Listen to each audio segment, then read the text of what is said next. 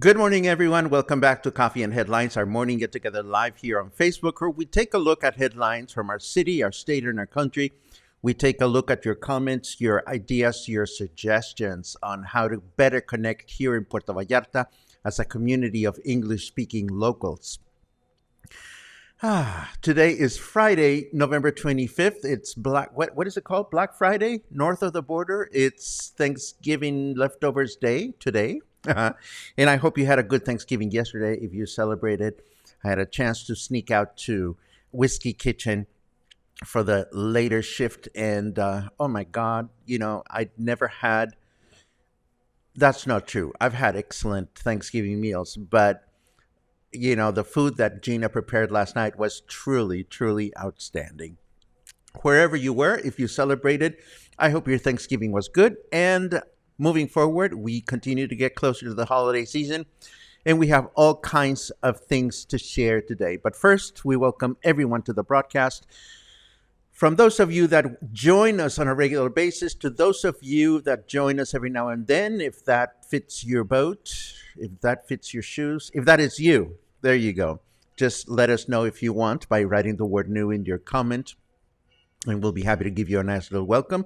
We also welcome our friends from YouTube who don't get to watch live and don't get to comment, but we appreciate the fact that you follow us, that you click that thumbs up button, and that you click the subscribe button to follow our broadcasts, which are both our daily broadcasts and also special features that we release on the YouTube channel from time to time. So we have news about leaking water. Guess from where? We have news about, what else do we have today? We have news about the name. Is it Nuevo Vallarta? Is it Nuevo Nayarit? Depends on who you ask. We have a couple of tomalas today. And in case you don't know what a tomala is, we'll get to explain that again as we get to those specific news items. Let us get started.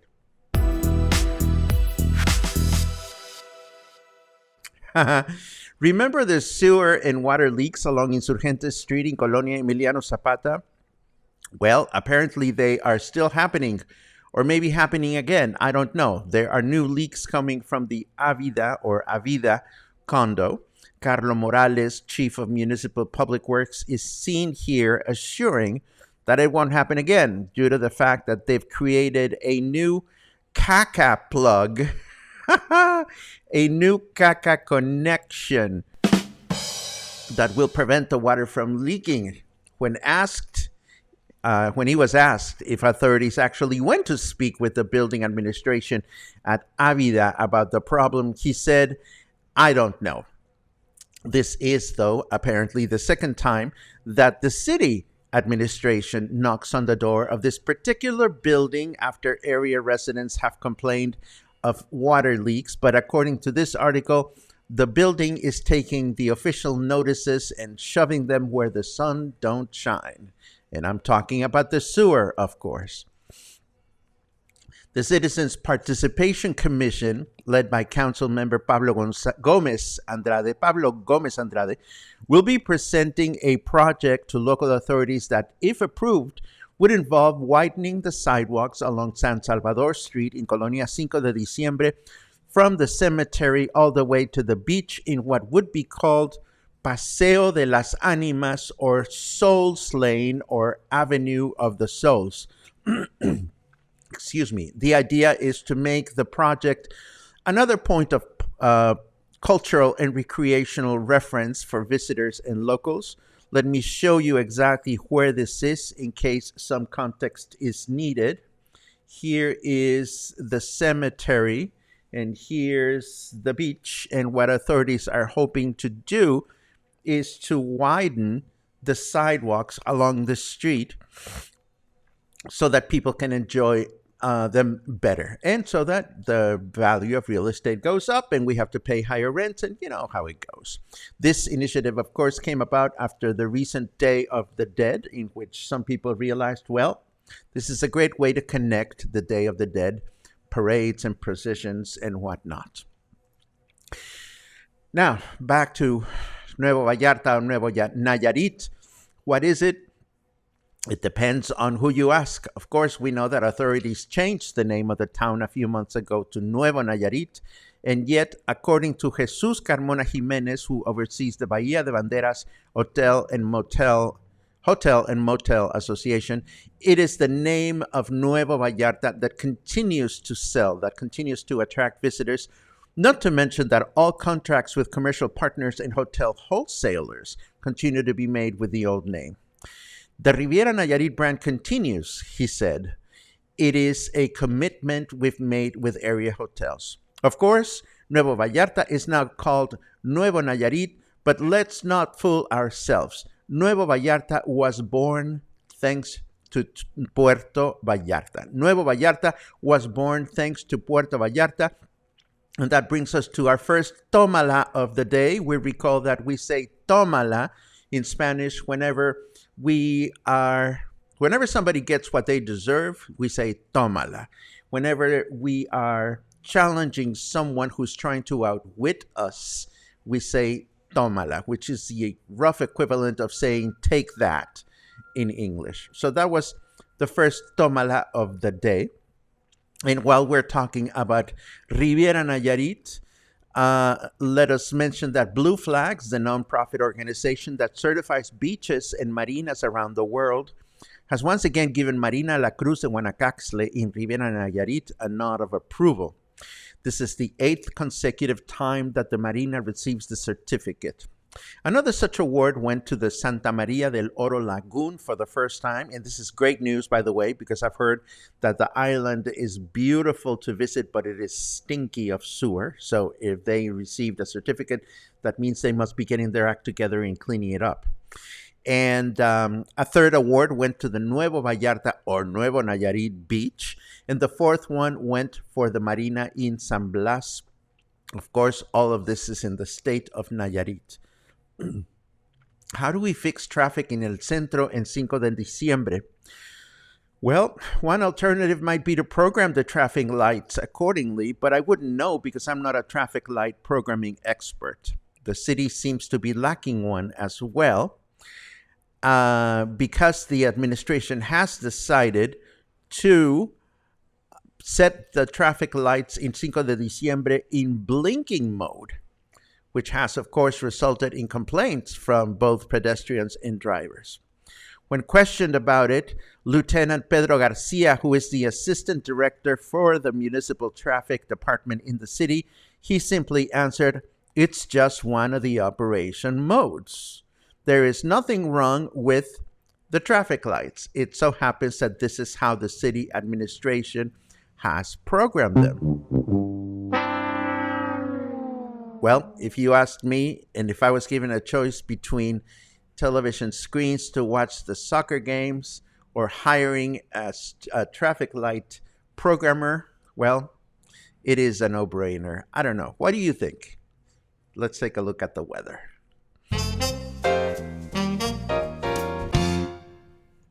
Ooh, your comments are so saucy. I love it. Oh, speaking of saucy, snarky carrot weather, you know, just gave me a tomala because it says fuck, it's sunny. 25 degrees, humidity is at 62%, um, and our temperature in Fahrenheit degrees is at 76. And our weather forecast for today says partly cloudy through the day with a high of 28 and a low of 18. Tomorrow, Saturday, will be a clear day with a high of 28 and a low of 18. And then on Sunday, another clear day with a high of 28 and a low of 18. Who wants to see another tomala? Well, it's coming right up in this next bit of news. What is this about? Well, we recently mocked a Spanish tourist that behaved badly while visiting Mexico when she climbed the pyramid. When it was clearly not allowed. And to that effect, John very eloquently says to the lady who climbed El Castillo, or the pyramid, toma la pendeja. And that is quite appropriate for that gal. Anyhow, we frequently comment on these kinds of things. We frequently comment on the questionable choices that some tourists make while visiting Puerto Vallarta. But how about Mexicans and our behavior when we visit other places? Well, we are as bad as anybody else. And this is becoming clear to see in the World Cup in Qatar. You see, for better or worse, for many Mexicans, attending a soccer match without drinking alcohol is completely unthinkable. So much so that I've seen articles in national newspapers providing tips on how to smuggle your booze into the stadium, which is a definite no-no in Qatar. And a couple of days ago, there was the case of this particular Mexican fan who thought he would outsmart the authorities by using a container, a booze container, a thermos disguised within a set of binoculars. Well, he was busted and he was taken away. And to this day, nobody seems to know exactly what happened to him. So, tómala. Now, moving right along, in case you didn't know, the largest international book fair in all of Latin America takes place every year in Guadalajara, in our capital city. We call it the Feria Internacional del Libro, or FIL, F-I-L, and it is scheduled to start tomorrow after 2 years of absence due to the pandemic. This is one of the big, exciting cultural events in Guadalajara. The event brings together the most important publishing houses in all of Latin America, and there is always an international city or country as a special guest. This year's guest will be the Sharjah, which is the third most popular city in the United Arab Emirates after Dubai and Abu Dhabi. And this forms part of the Dubai-Sharjah metropolitan area. Books aside, expect all kinds of cultural activities, lectures, talks, concerts. Expect to rub elbows with over 600 writers from 45 countries and 400,000 different books from 1,500 publishing houses in 18 different languages. The book fair is open to the public starting tomorrow and continuing until December 2nd. Well, this, of course, is happening in Guadalajara, but what about here in Puerto Vallarta? What do you do when you are a restaurant? There's so many restaurants out there. What do you do when you are a singer and there are so many singers in town? How do you stand aside from the crowd? Well, Joint Co-work is proud to be hosting a day of co-working, networking, collaboration, competition, food, drink, and breakout sessions for you to learn how to better market your business. It will feature special guest speakers like Tanya Drollinger, Derek Karkner, and Megan Stetzel. And then there's going to be a pitch competition in which you get to pitch your business and see how good you are at doing this. This is going to be a great way to learn how to better promote your current business or an idea that is being developed, and you can win prizes and receive feedback, gain confidence about what you're doing. And this is all accessible to you, an entire day of seminars for only 300 pesos. that is a lot less expensive than, well, let's not get shady. I'm going to say is that if you are looking to better promote your business or to connect with other city business, this is going to be a very, very productive event coming up this coming week on Tuesday, starting at 8 o'clock in the morning. And we wrap our content for today with 5 more classical album recommendations from the New York Times, which include a Schumann cycle conducted by Daniel Barenboim, who is finally, well, not finally, he's retiring from the concert stage because of illness. And there are works by Braxton and Schubert sonatas by the pianist Paul Lewis. And there are other things for you to learn more about. And now, let's take a look at your comments, your post Thanksgiving comments. And I turn the music up, at least on my end, so that I can listen to the silly music as well. Lots of good mornings. Karen says, stop playing with my tail, Dad. Well, Luna, oh my God, it's the weather, or she's getting older and wiser, but she's been so cuddly. She's been so cuddly this whole week. I love it. Good morning here. Good morning there. Good morning in a lot of places. Sherry is counting days, 19 days. My goodness, Sherry, I remember when you started counting days for your arrival. Barbara's planning a quiet day after turkey last night. I am playing hooky this afternoon. I'm going to go out of town for a quick bite with some choice friends, but I will take the opportunity to record a new walk around. Let's see. Oh, wow. Deb is leaving for Playa del Carmen tomorrow. Never been there. Take lots of photographs, Deb, so that we can travel with you and you can tell us how it went. Terry says, it would be lovely to have sane sidewalks along San Salvador. I love your choice of words, Terry. Sane sidewalks as opposed to insane sidewalks. I just love that. Some of those sidewalks are a little insane. First of all, they're not level. There's a lot of steps. And then, of course, because there's all that water that comes down from the mountains, a lot of the sidewalks are fairly high. So we'll have to see, Terry, if this idea comes to fruition. I think it would be a lovely attraction to the city. But again, these things take time to develop. We'll keep an eye on this one. Oh no, Deb and Kathy's daughter, who I'll have the pleasure of meeting right after the broadcast. I thought it was yesterday. It is today. She's leaving. But I'm sure you guys had quality time, and I look forward to meeting her after the broadcast. Let's see what else we have. Paula says, good morning. So thankful for the weekend plated 400 plus pieces of pie for our community dinner yesterday. Oh my God, that reminds me that somebody asked me to mention another community thing, and I'll mention that tomorrow. Let's see what else we have.